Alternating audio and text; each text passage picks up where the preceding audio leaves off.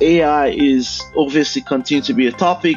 I think this year, more enterprises are saying, hey, we want to be able to use AI in our company to help our competitive advantage, make our employees faster, improve things, automation, better intelligence, precision consolidation, and simplified architectures. I think these are the problems CISOs and security teams have, and teams should constantly think about how they could use AI to help them.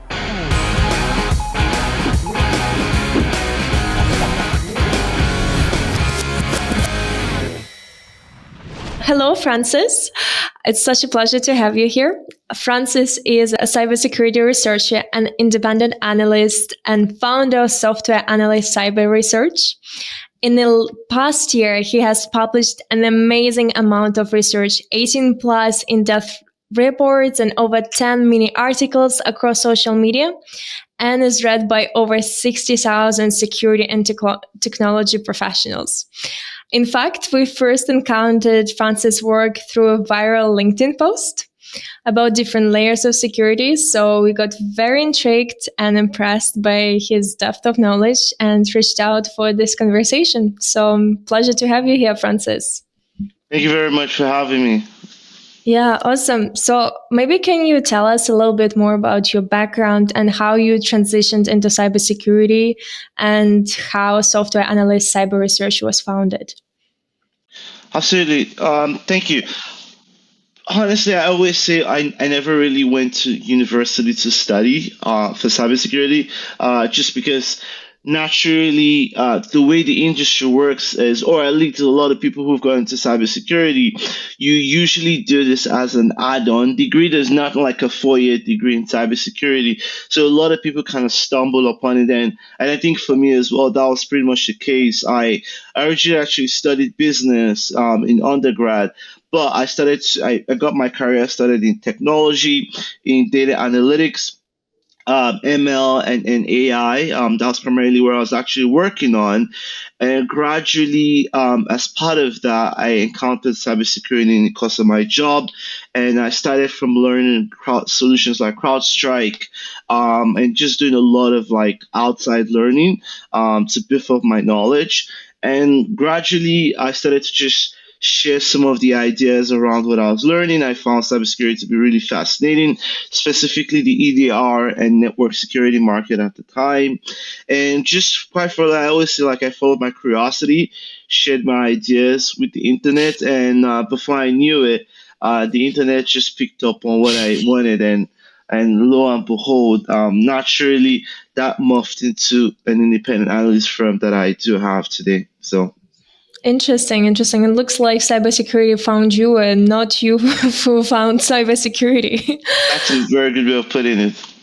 Yeah. But how did you come up with the idea of starting Software Analyst Cyber Research? How did this idea originate in the first place? Yeah, I mean, it again goes from me just a desire to share what I was learning. I've always just been someone who, if I found something really fascinating or interesting in the course of my work, I would want to share it with my friends and partner and people around me of like, oh, I found this, and hey, I want to teach you what I just found today, kind of thing. I've always been that kind of person, and naturally with this, it evolved to, hey, you know what? Let me just share my ideas on a blog and a Substack, and let me just put it up there, or let me just share it out there. And hey, you know what? If anyone wants to read this, they could read this. If they don't want to read this, whatever. And lo and behold, the yes. So what just happens? Sharing this over Substack, and this is actually during the pandemic time where there was a lot of online activity. A lot of people started to really gear and like just be really naturally attracted to my work. And gradually I started to get vendors who were more interested in showing me their product, wanting to get product feedback from me. And then naturally I'd worked at like different roles. I worked at a venture fund called Contrary Capital in the Bay Area, but I always had this going on the side. And it was about 2 years ago that I was like, you know what, I just want to go do this full time and just research cybersecurity vendors, technologies, and spend most of my days just helping founders or just helping the market understand different markets in cyber. Because as we know it, it's a very confusing industry in terms of just the number of vendors, number of solutions, acronyms, and whatnot. So Yeah, I got that one with acronyms because I myself also don't come from the cybersecurity background. So when it started, all these acronyms, I feel like overwhelms a lot of people that just started in the industry, and even those within the industry. There is always a new acronym that appears, and it looks like the thing's been going so well for you. All your research has been getting so much traction. Everyone is involved. I think our networks just crossed, and that's how we found each other. So it's been going amazing, and it looks like 2024 was a big year for you with lots of research published and strong growth in the following. What do you think was the biggest catalyst for it? it's always hard to say, because usually when you do this, you don't expect things to go viral. Yeah, you're getting so many notifications on your phone, or you have so many messages that you can't even keep up with. And for me, I'm just like, that's like just extra work for me. I just want to do research and just share what's interesting to me, quite frankly. I mean, it's always hard to tell, but I mean, I think the way I look at it is I like to learn about cybersecurity from first principles, just first really basic understanding of like, okay, how does a core technology work? Okay, now once you understand from first principles, you layer on, okay, how are things changing? How are things evolving? And then you have your own opinion. You kind of have your own opinion upon it. So being able to just dissect topics and themes that have traditionally been a certain way, being able to combine the past, the current, put them together to make some prediction about the future, I think is something that I try to do. And I try to make that in a visually compelling way. So not only do I just communicate it, I try to put it in a very visual format. So I think having some of those different combinations has resonated with people. I guess has led to some of my things going viral. I think you touched upon great points when it comes to communicating a certain message. Its visual aspect is so important. People just see it. You don't have to. Of course, people read the report, but this first glimpse into what it is about, I think that's what attracted a lot of people. And just having this ability to translate how certain technology can solve today's use cases. I think it's definitely a superpower. And I saw that you actually published a really interesting article on data security platforms. And given that the browser encompasses multiple types of data security platforms such as cloud, network, Gen AI, how do you think browser security figures into data security today? Yeah, I think how do I put it? I actually think there's been like multiple industries around going about helping companies secure their data, but the browser security is probably one that had been around before like ChatGPT was like actually a big thing. Kind of that's like one key way in which I actually look at it. That we've had an evolution of different types of technologies. The first ones were like DLPs, kind of like your traditional type DLP vendors with a lot of on-prem and legacy type vendors. However, we saw that trend come and kind of go just because of the issues around false positives and just types of the alert and how they would miss a lot of detection. And I think that wave came and kind of went through. And then I do think fundamentally, before we knew it, we started to see the evolution of the browser as being like this epicenter of enterprise work and the need to actually go about security. And from the genesis, because I started to track browser security for a long time, even Yeah. before before AI and everything came out. One of the core themes to it was the capability of being able to actually secure your data or prevent data leakage risk primarily. And I do think we had that moment of the browser became key for preventing data leaks, and now ChatGPT, obviously in the advent of AI, what we have now is more of a catalyst Hmm. for the sector and for the industry, because now you could use the same browser again, because a lot of people are access whether it's a chatbot or whatnot at the browser, at least for the most part, at the browser layer. So now companies are actually able to use browser security vendors to for preventing for AI shadow AI usage, or your user actually able to use it to put in a lot of data security policies in place. So, long story short, I actually do think there's a catalyst, quite frankly, for the market coming from this. So. I think you indirectly started answering my next question as well, around AI tools, right? Because they're being so instrumental into development of new security tools, and a lot of people perceive it as a double-edged sword, where it's like, is it helping or is it making things worse? How do you think Gen AI and LLMs influence enterprise data security policies? Is it something that's helpful? Not so much. So this is primarily around how AI is helping enterprises. Yeah, yeah. Yeah, so I mean, I will definitely say, I mean, the key one obviously is how do you actually go about preventing employees from inadvertently actually exposing sensitive data? A lot of times through prompts on a ChatGPT, Copilot or Bird or whatever comes. I think that's like the biggest problem. At least that's top of mind for many security leaders, is how do we go about doing this? And I think another challenge, obviously, for companies is, they've traditionally had other technologies like CASB or a network security type solution like a secure web gateway. Oh, some companies actually still have DLPs. I was talking to a company like last week who sees like a legacy DLP type vendor, and I do see an opportunity whereby companies that are like, "Hey, could we converge most of this at the browser layer, at some level?" So obviously, some of the browser security vendors, they don't have as much depth or breadth as some of those other vendors. But hey, you know what?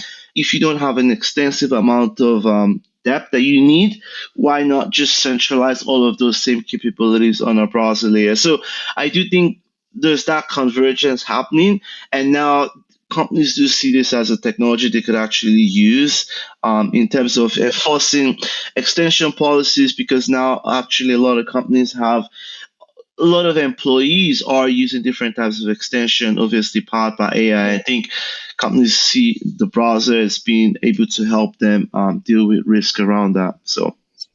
Yeah, I think it's a good thing you touched upon malicious browser extensions, and there was a lot of recent research that are coming out. For example, browser sync jacking, very new attack that came out that actually can take control of the whole device. In your opinion, what role should browser native security solution play in mitigating these threats? Because they're all happening in the browser, right?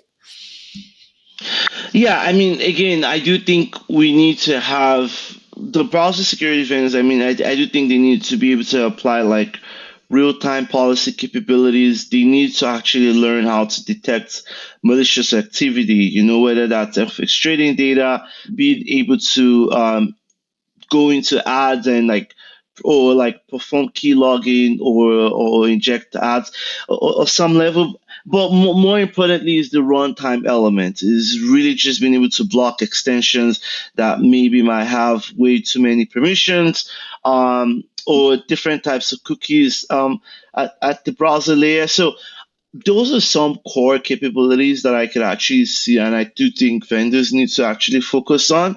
Yeah, those are key ones for now. Since you're exposed to so many macro trends, I know that we spoke so much about browser security, but what do you think are the three things that heads of security should look out to protect their data? Yeah, so absolutely. There are different ways, as I mentioned early on, there are different other types of technologies companies are using. And around this, some vendors might actually just go all out and get like a pure DLP vendor. We've seen a lot of there's like a resurgence actually. I think I wrote about this. There's a resurgence happening within the whole DLP market, and I think with just the capabilities that AI does actually present now, companies are like, hey, we could actually improve the false positive rates. We could have better context to DLPs, and we could use this better to actually help us prevent sensitive data from leaking, whether it's at email, at the endpoint layer, or at the network layer. So there's that happening. Obviously, it's still not huge, not big. The bigger one, obviously, is still whether you're using some type of you're leveraging some type of endpoint type vendor that has EDR type vendor that has native DLP capabilities. Obviously, the biggest one is the network. Many SSC or SASE vendors generally have a lot of data of like they're actually able to filter data packets and IP addresses that are coming in and out of the organization, and so they're able to intercept things, intercept data or enforce specific types of data security type policies, and so those are a few. And then obviously some companies might have a CASB in terms of being able to monitor what's happening at the application layer as well. So you do have different types of technologies across the enterprise, and you do have your data security vendors. There are a number of them that I did speak about in my report. So you have companies using a host of other types of technologies to go about managing their data problems. Hmm. What do you think, like, whenever a head of security is evaluating a certain solution, what are some things that they should think of in the first place? Yeah, I will always say, I think whenever companies are evaluating solutions, I mean, there are multiple different things. I don't think there's just one. I don't think there's just one. I don't think there's just two. There are a number of different things, but I think these days, especially in security, I think being able to have a relative ease of use as a starting point or Hmm. ease of deployment is crucial and key that maybe Definitely. a lot of companies or vendors don't focus on. And quite frankly, subsequently to that is, are you able to prove some type of a quick ROI in terms Hmm. of the capabilities of your product, And then a third to that obviously is, which is table stakes at this point, is you need to have good technology capabilities, right? Depending on whatever a CISO is buying you for. If a CISO is buying you for saying, hey, we need to have better visibility into our identities across the enterprise, or we need to have better visibility into how data comes in and out of our organization, you need to have good technology capabilities around that to actually go about detecting things in such a way that it doesn't burden the security teams. Because as we know it, many security teams are under budgeted, understaffed. And so being able to prove ROI from that point of view. But I would just say, so I mean, having a good security conscious product that leverages context, leverages AI in such a way that you don't even know that you're using the AI at the front. The product is just so good that you don't even know. So being able to have the AI, the security type capabilities that are strong and effective, and then obviously being able to prove quick ROI, ease of use and deployment. I think those are some things that are relatively crucial. Obviously, there are a number of other things that we could go into that, but I think sometimes those are things that could be overlooked. I think the last is just your breadth and depth of integrations too. I think that's also a key functionality that will be key on the security side. But Definitely. I think if I could just summarize all of that, it's all being able to speak the same language as the security professional that wants to deploy a certain solution, because a lot of times it's just about understanding the human nature. To what extent is it actually easy to do this? Because at the end of the day, we have so many overwhelming tasks that if something else is just thrown on your plate, you just think, hey, uh, this is going to take a lifetime to deploy. So you just want to make it as easy as possible for everyone. That's right. Yeah, yeah. Do you think, in your opinion, do you see browser native solutions complementing or replacing traditional security stacks like SASE, SSC, secure web gateways? Again, it all depends on the use case of the enterprise. Every enterprise out there is very different in terms of what they need, in terms of security capabilities. So I do think every organization is very different, and the need is always very different, to different companies. So in some cases, if you're a large enterprise with thousands of employees globally, with lots of remote and hybrid workers that are accessing data both on the data center as well as on the cloud, as well as through SaaS, you definitely still need a SASE type vendor on the market. You still need to make sure you're using some type of secure web gateway or some type of SSC type capabilities. So you do have that specific type of use cases.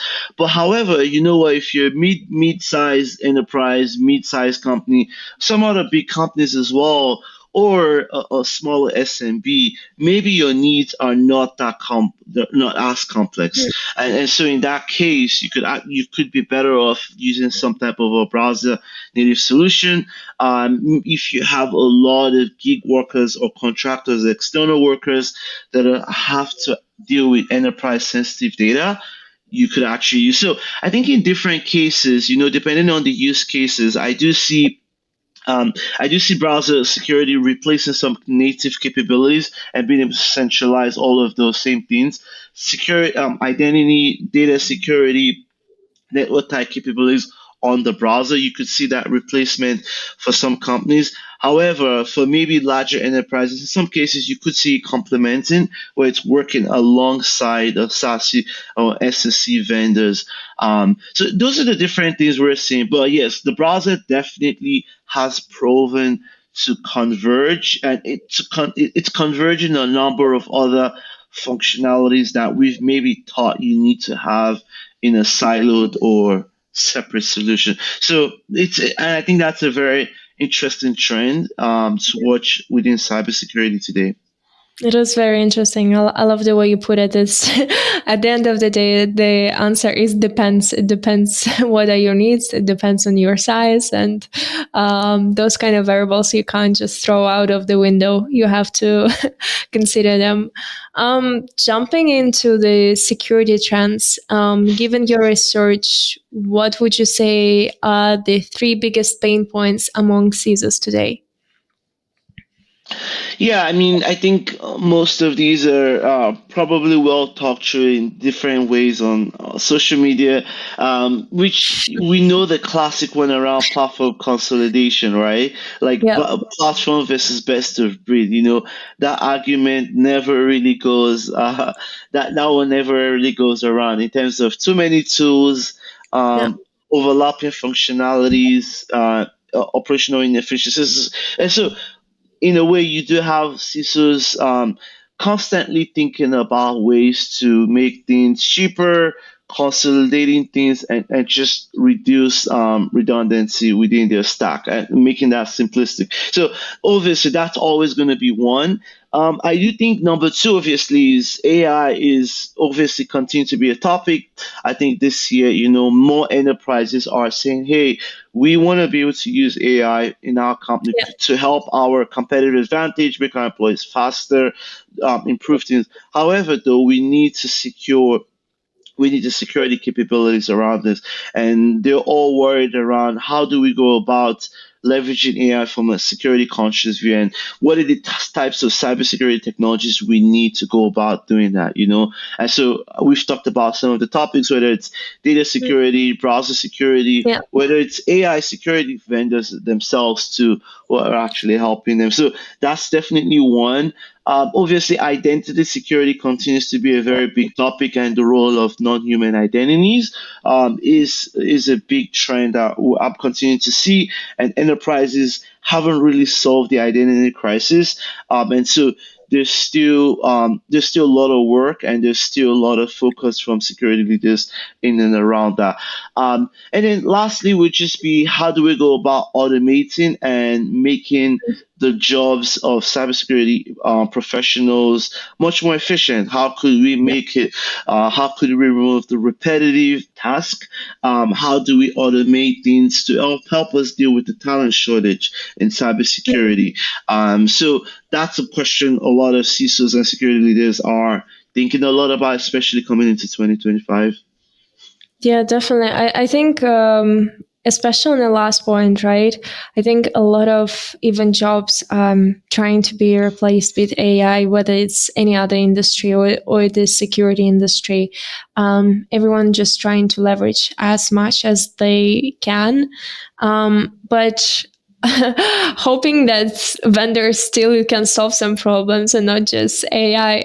What are some things that you wish security companies could help solve today?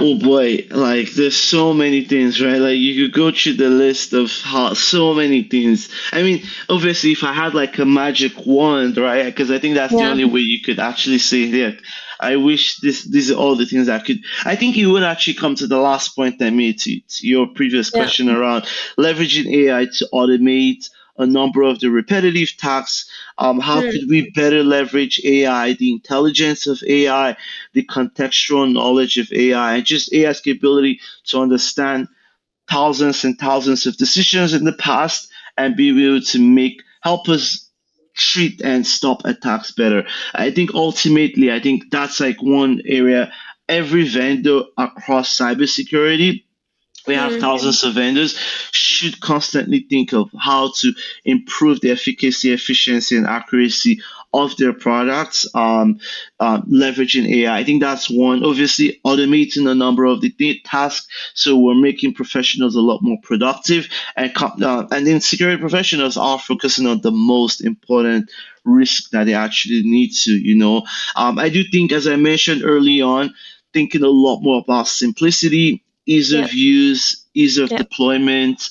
I do think is a key point. I think being able to consolidate, right? Constantly thinking about the platform story. Right Yeah. now we have a lot of different point solutions of best of breed, but vendors need to think about, hey, how could I approach what I'm building from a platform centric approach? How do I make sure I have much more capabilities that makes Hmm. this a lot more easy for companies? So I think those are obviously top of mind. There's so many other areas, but automation, better intelligence, precision consolidation, and simplified architectures. I think these are the problems CISOs and security teams have, and teams should constantly think about how they could use AI to help them. Or sometimes, these things are just first principles things you need to go by and incorporate in your product. Definitely. What is I think we spoke about so many trends, and what is your secret for being such a prolific researcher, and if you have any advice for aspiring security researchers out there? Boy, it is. I mean, it's always a grind. I don't know if there's a. I don't know if I could say that. I don't know if there's a secret, because sometimes we want to try to see if there's a secret, and some, trust me, I'm constantly thinking about how could I do more with less in terms of research. Uh, but it's just it's just hard work. I mean, you just have to be curious. I think that's just it. I genuinely enjoy what I do. And so what that Mm. means is cybersecurity actually doesn't feel like work. It literally doesn't, which Mm. is kind of weird and it's kind of nerdy to say, but these are things I actually just enjoy studying, going in depth in. And yeah, so I guess I've been lucky in the terms of I don't look at this as work. I do Yeah. this almost every day, and I enjoy what I do. But follow your curiosity, follow your curiosity in terms of what you're in, and realize, what, it's going to be hard work. But what, if you love what you do, then it doesn't actually feel like work. Yeah. So if you want to get into cybersecurity, actually love what you do. Yes, you have to, and you know what? I think right now, I mean, I could give more practical things around. There are a lot more resources online. I think we live Yeah. in an era where it's never been so much more easier to learn about things like whether it's boot camp. Yeah. I actually teach a boot camp, not to be promotional, but I do have a boot camp that I do teach on Be living. promotional. Well, no, that's just for people. I mean, I'm just giving an example of like there's Yeah, so many yeah. resources online in an era of 2025. There's so many ways to learn, and I do think it's just incumbent on anyone to just put the time and the effort in if you actually want to learn something. And this, whether you want to be a sysadmin, you want to be the next forensic investigator, whatever you want to do, Yeah. there's so much we have. And the question now is just being able to actually put in that effort in. Definitely, definitely. I think one of the things that we like to do as we wrap up our podcast is that a previous guest typically asks question for our next guest. So our previous guest asked, what was the most pressure that you had to handle in any kind of crisis, maybe personal or cybersecurity related, anything? Yeah, that is an interesting question. I mean, because in a way, I feel like the nature of my work is you're constantly under pressure to deliver. Like, obviously, just in terms of like being able to put research out there and whatnot. Obviously, I'm not on the front line from an operator's perspective, where Yeah, like, oh, someone just said, hey, you know what? Um, we had a phishing attack, or we just got yeah, ransomware, and like we need to resolve this, and like the whole company is on your yeah. head. Like, obviously, no. I will say. I think sometimes, I mean, putting out some of the research reports that I put out online, there's a ton of work that goes in. And sometimes, Mm, whenever if I'm commissioned to do research for a particular market, I do think, yeah, there's sometimes a little bit of pressure of like before you hit mm, publish, because it's going to go live to so many thousands of people online there.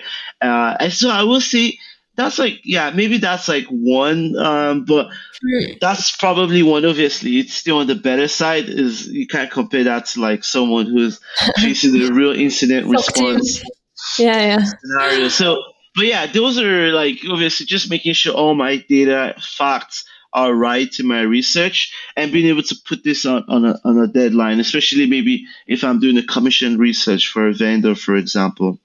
Definitely. And what question do you want to ask our next guest? It would be maybe a question around what is their proudest accomplishment that isn't on their LinkedIn? Huh. Yes, Interesting. That's a good yes, one. With everything being out there, I think it's a very good question. yes, Yeah. Well, exactly. thank you so much, Francis, for being part of our Be Fearless podcast. It's been so much fun. I think we got so many insights, and our audience will be so, so excited to hear it all. Yeah, it was fun. Absolutely. Well, thank you so much for having me. And you guys are doing a great work. I love the quality of your podcast. So thank you so much for having me. Thank you. Thank you.